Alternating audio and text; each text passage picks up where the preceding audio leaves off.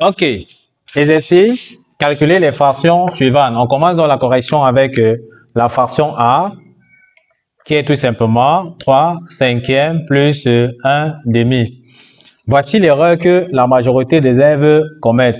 Comme c'est le plus ici, ils additionnent tout simplement les dénominateurs. Donc, ils viennent ici, ils font tout simplement ici 5 plus 2. 5 plus 2, ça les donne 7. Ils mettent 7 ici et ils additionnent les numérateurs. 3 plus 1, ça les donne 4. Or, ceci est tout simplement donc faux. Voici ce qu'il faut faire. On dit que pour additionner deux fractions, il faudrait qu'ils aient le même dénominateur. Or, lorsque nous regardons nos deux fractions ici, ils n'ont pas le même dénominateur. Le dénominateur de la première fraction, c'est 5. Le dénominateur de la deuxième fraction, c'est 2. Il va falloir trouver les dénominateurs communs afin de les additionner ensemble. Comment on trouve donc le dénominateur commun?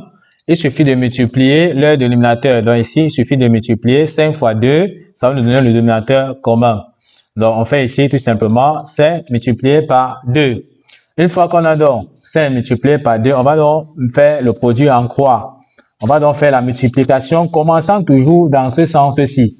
Donc on fait 3 multiplié par 2.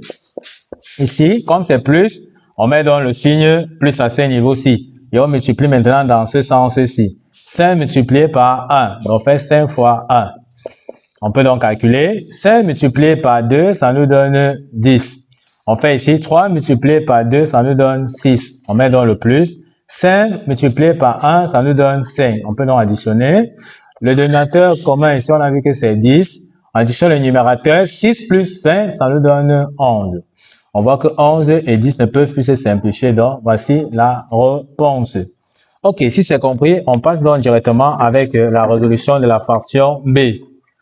La résolution de la fraction B qui est tout simplement 3 demi moins 5 quarts. Et comme on a dit, voici l'erreur que la majorité des élèves commettent.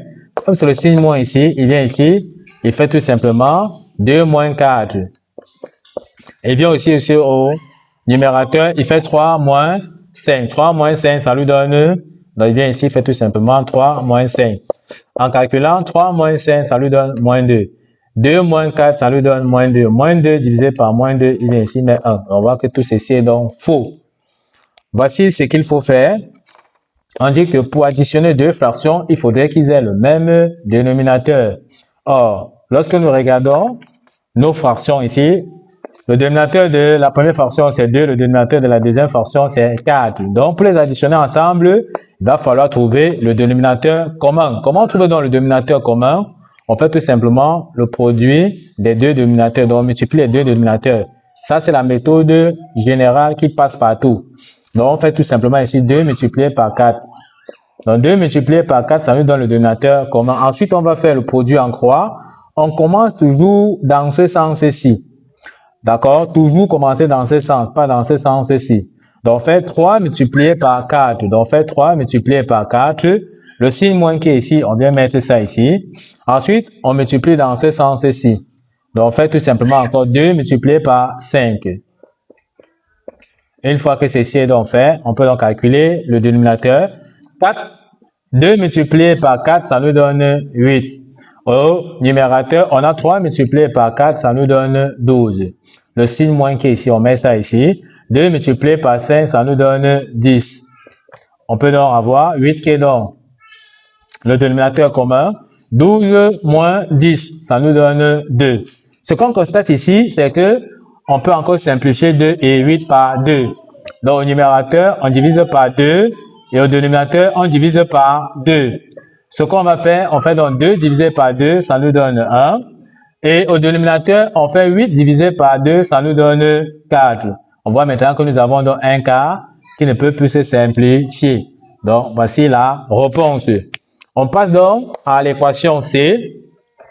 Nous avons donc l'équation C qui est 7 sixièmes moins 2 tiers.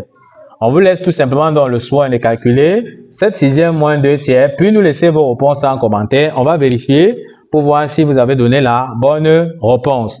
Nous sommes donc arrivés au terme de cette vidéo. Ne manquez pas de vous abonner à la chaîne, de liker la vidéo, de partager la vidéo aux proches amis et d'activer la cloche de notification pour ne plus manquer nos prochaines vidéos. Sur ce, à bientôt!